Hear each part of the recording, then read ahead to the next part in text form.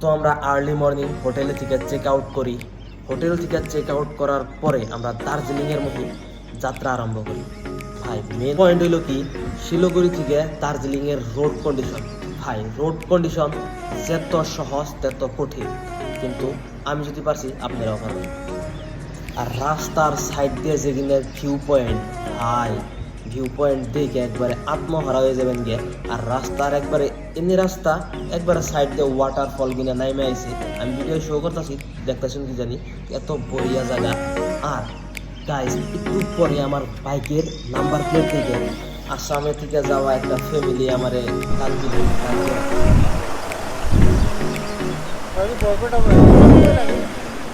মই কালি আহিছিলো, 7টা তোলাইছিলো।